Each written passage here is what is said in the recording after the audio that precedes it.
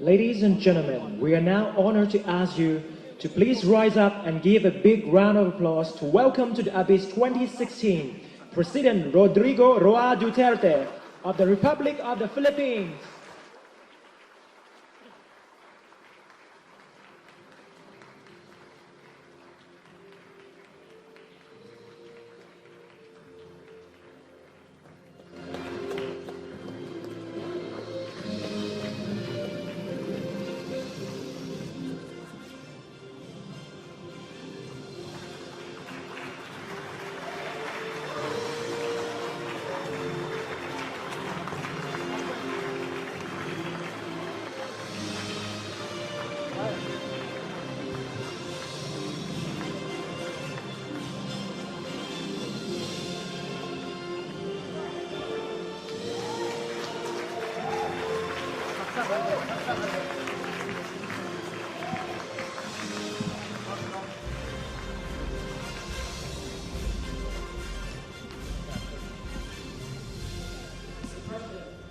On behalf of the whole ASEAN Business Advisory Council and on behalf of the audience gathered here today for the ASEAN Business and Investment Summit 2016, we sincerely thank you for joining us. We are looking forward to hear you on the future of the ASEAN community. Mr. President, the floor is all yours. Thank you. This is a distinct honor for me. Chairman Odette Soban-Navong, the other distinguished leaders of the Asian Business Advisory Council, members of the Philippine delegation, awardees of the Asian Business Awards, the business community, ladies and gentlemen. Good evening. I thank the ASEAN Business Advisory Council and its chairman for the opportunity to participate as a speaker in this year's ASEAN Business and Investment Summit. I attach great importance on how laws are crafted and implemented to bring good governance and order and to provide an enabling environment for the country's progress and prosperity. From my perspective, for an ASEAN to be a global player, it must do the following. First, ASEAN must ensure the effective implementation of various agreements concluded through the years. I note that since establishment of ASEAN in 1967, several key economic agreements have facilitated regional economic integration of natural persons and mutual recognition arrangement of certain professions.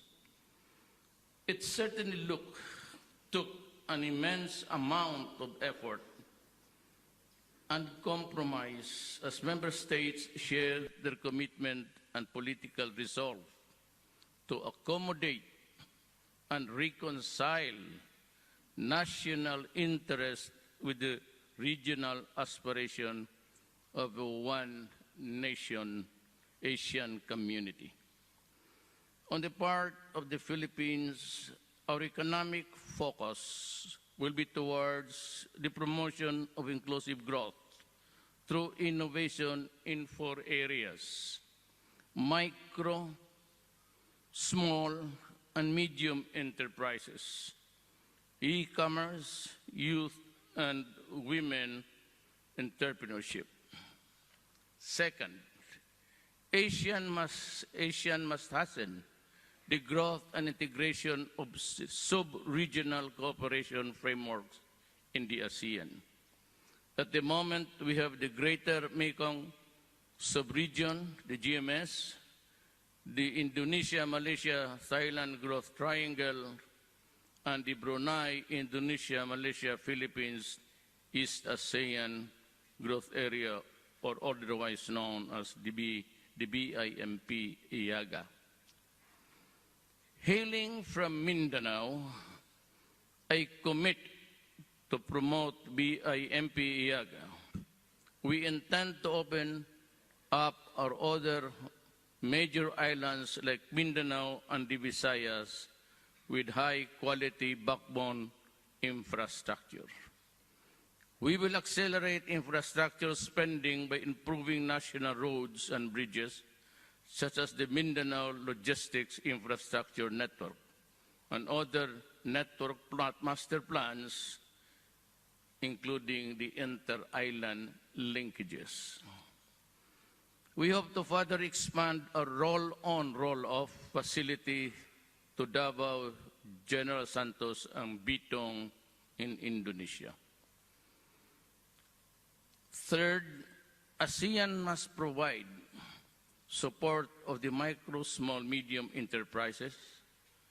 We will work and collaborate with ASEAN in helping the MSES look for all ways to connect them in the countries of the ASEAN and the world. We will work on enhancing the policy and regulatory environment, providing an affordable and innovative digital platform and accessing best practices and financial resources. Fourth, we must engage the world in a robust way in economic sphere. ASEAN is making further progress in fulfilling its commitments to the ASEAN Free Trade, the FTA, while the ASEAN's FTAs with Australia, New Zealand, China, Japan, India, and Korea are mutually beneficial, signifying Asia's ability to carry its weight in the area of economic partnership. With the establishment of the Regional Comprehensive Economic Partnership, or RCEP, we are now gaining further momentum. In November 2016, the Philippines will host the RCEP senior officials to further improve the pace and substance of our negotiations and conclude a comprehensive and high-quality RCEP agreement in timely manner. Finally, ASEAN needs stronger resolve and action to combat transnational crime, one of the most difficult and complex problems that we face in the region, and a pressing concern for the Philippines.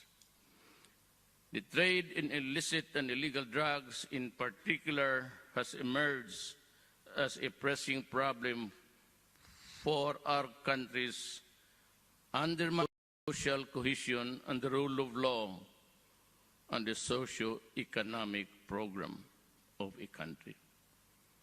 Recent events too have shown terrorism and violent extremism rearing its ugly heads and threatening to pull us back from our onwards advance to progress.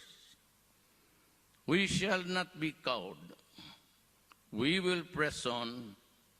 We must redouble our efforts to concentrate on intelligence gathering, prevention, interdiction, arrest, and prosecution. We should act together in concert to ensure that economic gains we made so far will advance at full speed so that ASEAN can confidently play its rightful role as a global player, contributing to the economic growth and prosperity. Thank you.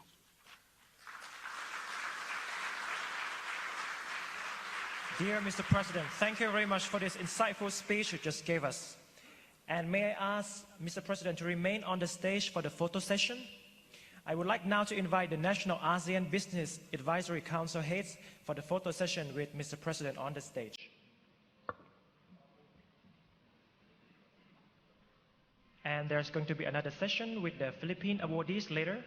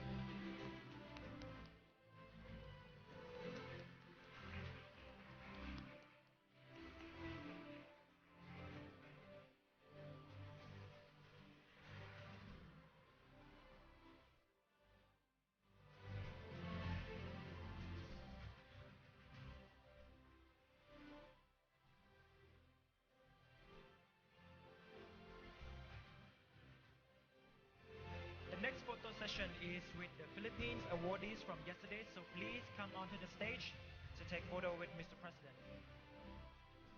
May I invite all of the Philippines awardees from yesterday to come on stage.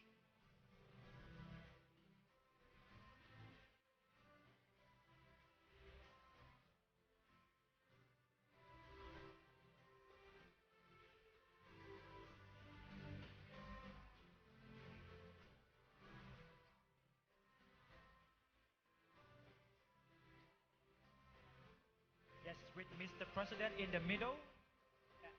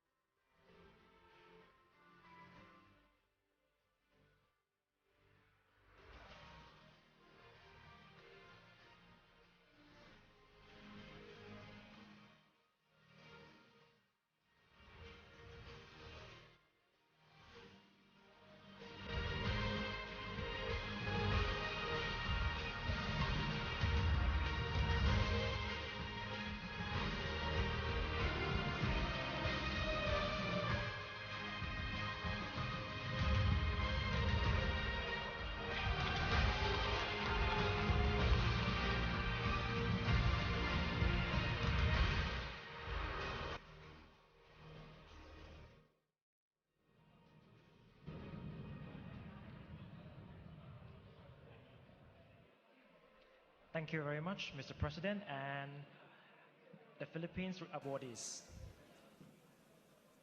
Ladies and gentlemen, dear delegates, let's give another round of applause to President Duterte.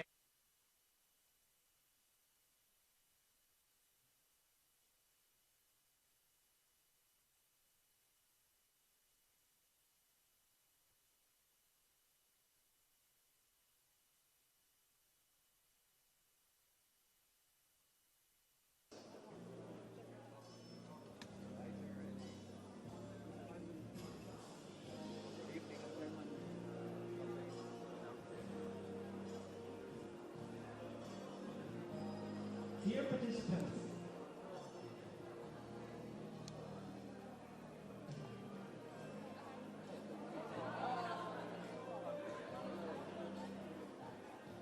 please remain in the room. We have another announcement to make after this.